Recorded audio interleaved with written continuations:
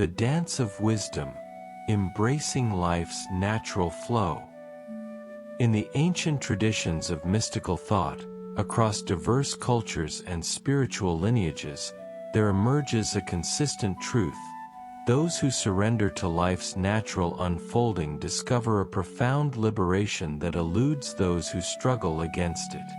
The wise person and the fool walk different paths, one flowing with life's current, the other exhausting themselves swimming against it. The way of natural acceptance. The sage understands that life flows like water, taking the shape of whatever vessel contains it, finding the path of least resistance, yet possessing the quiet strength to wear away even the hardest stone given enough time. This wisdom manifests not as passive resignation, but as active participation in reality as it presents itself. When we observe the natural world, we see this wisdom everywhere. The bamboo bends with the wind rather than standing rigid against it. The oak grows slowly, responding to each season's offerings. The river doesn't fight the mountain, it simply finds its way around. These are not merely poetic metaphors but profound teachings on the art of living. The illusion of control. The fool believes they can master life through theory, planning, and force of will. They create elaborate models of how things should be, and then suffer when reality fails to conform to these expectations. In their attempt to shape life according to their desires, they inadvertently smother its spontaneity and vitality. This mindset stems from a fundamental misunderstanding that we stand separate from life, able to manipulate it from outside. The mystic sees through this illusion, recognizing that we are inseparable from the flow of existence. We are not directors of life's play but actors within it, simultaneously creating and being created. The fragrance of wisdom. The difference between these approaches becomes evident in their fruits. The wise person's life emanates a diffused perfume. Their presence carries a subtle radiance that others sense without necessarily being able to name. This quality manifests as an uncommon equanimity in the face of both pleasure and pain. A childlike wonder toward ordinary experiences.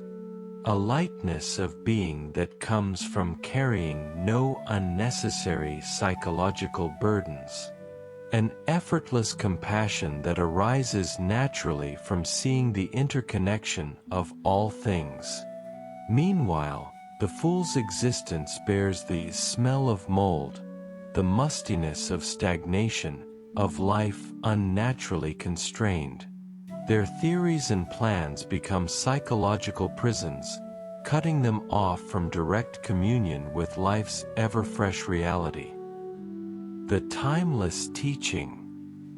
This wisdom appears across spiritual traditions. In Taoism, it is expressed as wu-wei, non-action or effortless action that aligns with the Tao.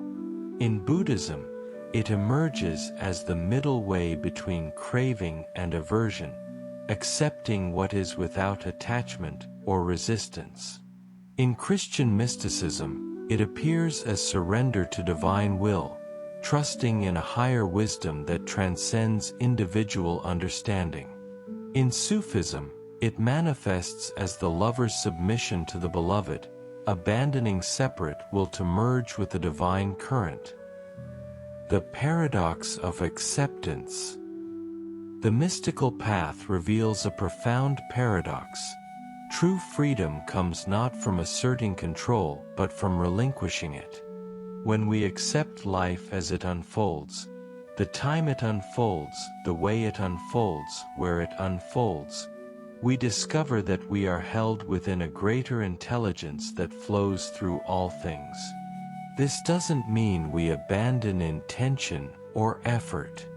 Rather, our actions become expressions of the whole rather than impositions upon it. We act, but without the burden of believing we are the ultimate authors of outcomes. We participate in creation without the exhaustion of believing we must sustain it through force of will. The art of calm acceptance.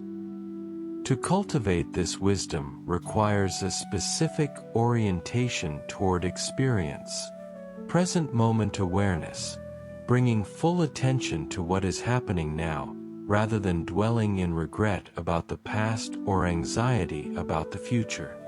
Non-judgment, observing experiences without immediately categorizing them as good or bad, desirable or undesirable. Receptivity, maintaining an open stance toward whatever arises, neither grasping nor rejecting. Humility, recognizing the limits of our understanding and the vastness of what remains unknown.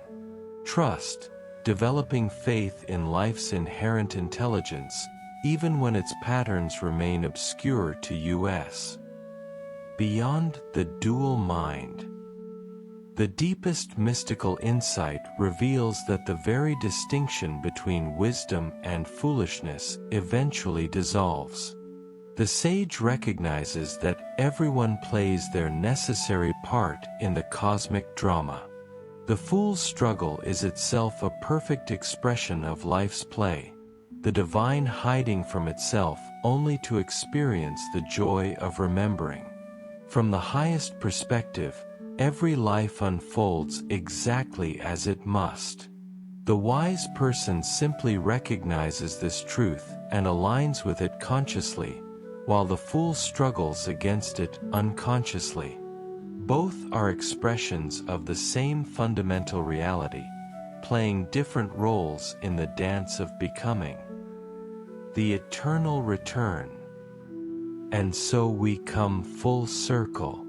The mystical path always leads back to where we stand, inviting us to see the extraordinary within the ordinary. The difference between wisdom and folly lies not in some distant attainment but in how we meet this moment, with resistance or acceptance, with complexity or simplicity, with fear or love. The wise person lives life naturally because they recognize that they are not separate from nature.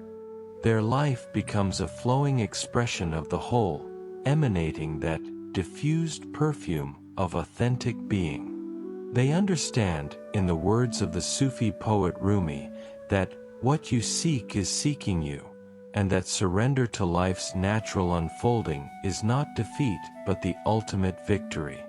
In the end, the mystical journey is not about escaping this world but about entering it more fully, accepting each moment as a gift, each challenge as a teacher, each breath as a miracle. When we live this way, life reveals itself not as a problem to be solved but as a mystery to be lived, a dance to be danced, a song to be sung.